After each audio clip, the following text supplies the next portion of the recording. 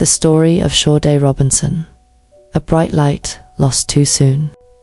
It's a case that has left Milwaukee and the nation heartbroken.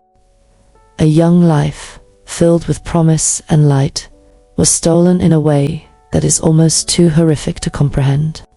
What unfolded over the past 14 months is a story not just of loss, but of the unimaginable depths of violence and the strength of a grieving family fighting for justice. On the morning of June 6, 2025, at the Milwaukee County Courthouse, the verdict was reached in less than an hour. 12 jurors, 9 women, and 3 men delivered justice in the courtroom of Judge Laura Crivello, who read the verdict just after 9:20 a.m.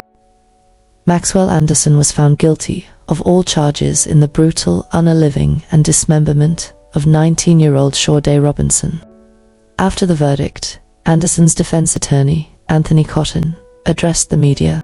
He said, "I take on every case with the same vigor and effort that I can do for everybody, regardless of what the circumstances are. In our system, everybody deserves a defense. Everyone's entitled to a defense, and I work hard to make sure a person gets that." Cotton added that during court proceedings, Anderson asked him about the sentencing process and what it looked like. Later, he shared a statement from the Anderson family. "We respect the jury's verdict."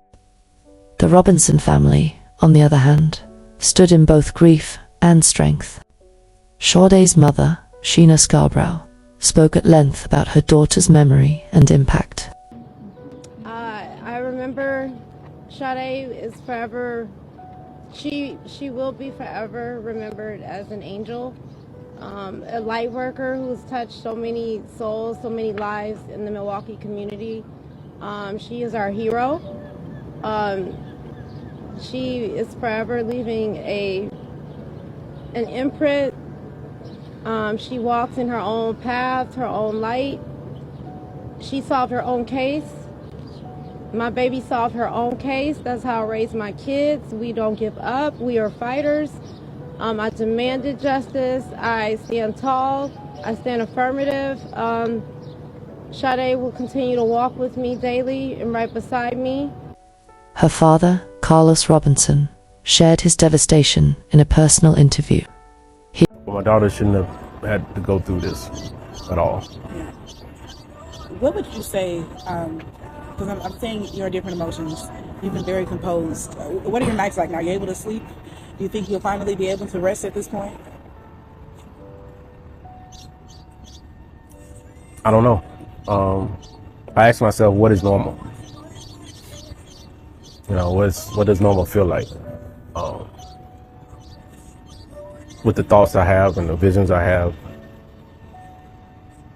how can life be normal?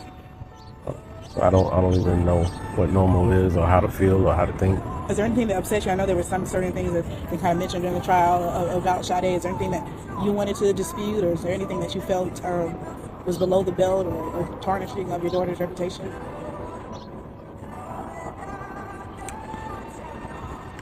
I think everybody that knew my daughter knew she was a good person.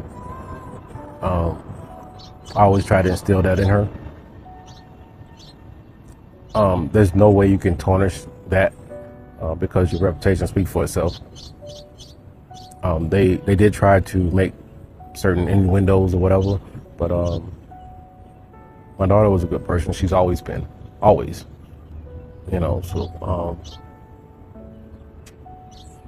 What is what people see. People see who you really are. Bad people can do good things and good people can do bad things. But if you're a good person that does good things, it resonates with everybody. Thank you so much for sharing with me. I can't ever tell. I don't know if you're crying, if your eyes just glossy. If there are tears, what are they saying? I never even knew it was possible to cry this much. And I've never been an emotional person. Sometimes I'm in my car going to work in the morning and I just start crying. It's no method to the madness. I can't control it. I think the last interview we did, you said I was crying. I didn't even know I was crying. I don't even remember half the interview. I don't know. Here is the heartbreaking timeline of all the events. The tragedy began on April 1st, 2024, when Sade went on a date with Maxwell Anderson. She was excited. She told someone at her apartment complex about her plans that evening. A criminal justice student at Milwaukee Area Technical College, she had dreams. But the night ended in horror.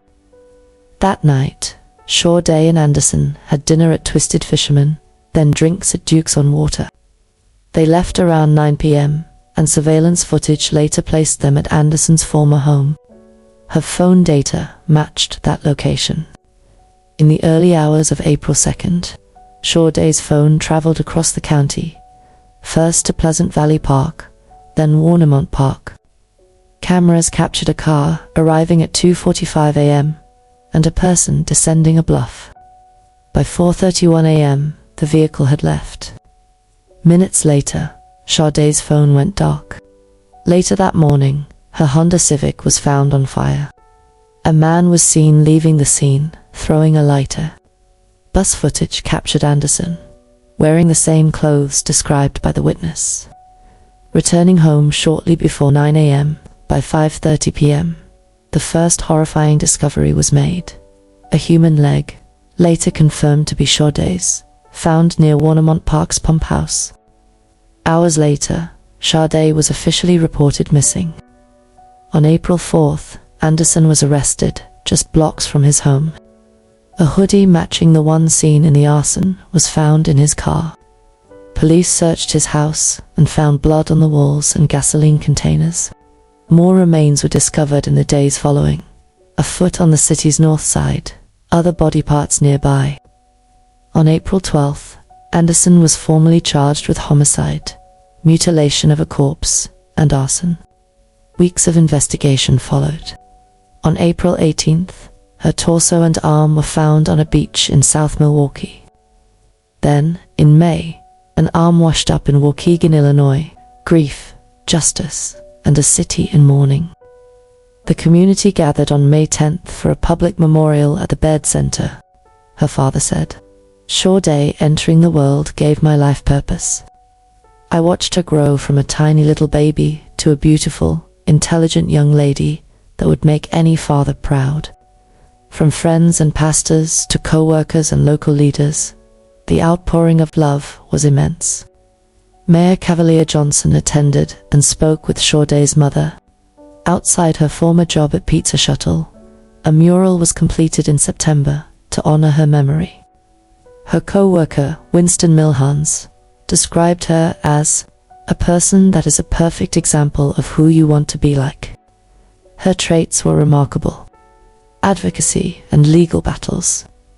In October 2024, Sheena Scarborough joined lawmakers at the state capitol to push for more action on behalf of missing black women and girls. Yet again, efforts to form a state task force failed. Meanwhile, Anderson remained behind bars on $5 million bail. As court proceedings unfolded, his team made multiple requests, including a laptop, to review evidence, which was denied by Judge Sanders.